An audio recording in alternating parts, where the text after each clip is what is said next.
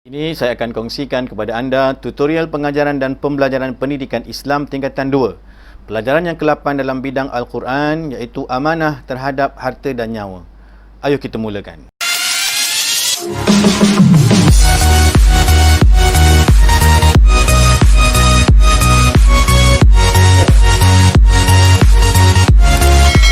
Assalamualaikum warahmatullahi wabarakatuh dan salam sejahtera. Saya Ustaz Abdul Syukur bin Talib dan selamat datang ke channel ini.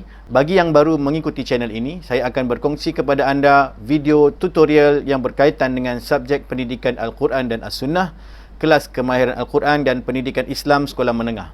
Oleh itu, jangan lupa subscribe dan tekan butang loceng untuk mendapatkan notifikasi terbaru dari channel ini. Di dalam tajuk ini, saya akan memberikan tumpuan khusus kepada isi-isi penting yang sering ditanya dalam peperiksaan. Mohon kepada semua pelajar yang mengikutinya agar memberikan sepenuh tumpuan kepada apa yang akan saya kongsikan. Kita teruskan kepada petikan ayat Al-Quran dari surah An-Nisa ayat yang ke-29. A'udzubillahi minasyaitonirrajim. Ya ayyuhallazina amanu, wahai orang-orang yang beriman, la ta'kulu, janganlah kamu makan ataupun gunakan amwalakum, harta-harta kamu, bainakum, sesama kamu, bil batil, dengan cara yang salah, dengan cara yang tidak sah, iaitu seperti menipu, berjudi dan sebagainya. Illa, kecuali antakuna tijaratan, dengan jalan perniagaan, min antaradim minkum, yang dilakukan secara suka, sama suka di antara kamu. Wala taqtulu, janganlah kamu berbunuh-bunuh anfusakum, sesama sendiri. Innallaha, sesungguhnya Allah Subhanahu wa taala, kana bikum rahima, sentiasa mengasihi kamu. Baiklah. Terdapat dua kepentingan memelihara dan menghargai harta dan nyawa. Yang pertama, kerana harta dan nyawa adalah rahmat daripada Allah Subhanahu wa taala. Segala yang kita miliki semuanya daripada Allah Subhanahu wa taala. Kita hendaklah menggunakannya untuk melaksanakan tanggungjawab kita sebagai hamba dan khalifah Allah di muka bumi ini. Kepentingan yang kedua, kerana harta dan nyawa antara perkara yang dijaga dalam syariat Islam.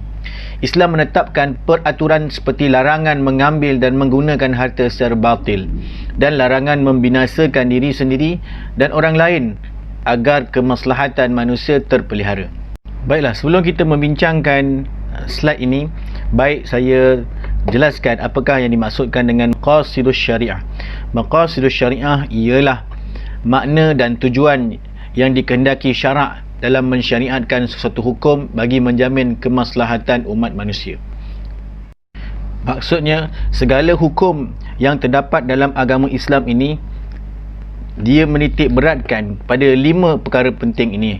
Yang pertama adalah agama, yang kedua nyawa, yang ketiga akal, yang keempat keturunan, dan yang kelima harta. Di dalam tajuk ini kita membincangkan 2 perkara, harta dan nyawa. Baik, larangan mengambil dan menggunakan harta secara batil. Islam melarang kita mendapatkan harta secara batil. Maksudnya mendapatkan harta secara tidak sah, seperti menipu, mencuri dan sebagainya. Kerana yang pertama, ia melanggar perintah Allah Subhanahu. Allah SWT telah jelas dalam Al-Quran melarang kita daripada mengambil harta secara batil. Yang kedua, mendapat dosa dan dimurkai Allah Subhanahu Wa Taala. Bila kita melanggar perintah Allah, pastinya kita akan mendapat dosa dan dimurkai Allah Subhanahu Wa Taala. Yang ketiga, menghilangkan keberkatan dan rahmat daripada Allah Subhanahu Wa Taala. Dan yang keempat, menyebabkan berlakunya kezaliman dan penindasan.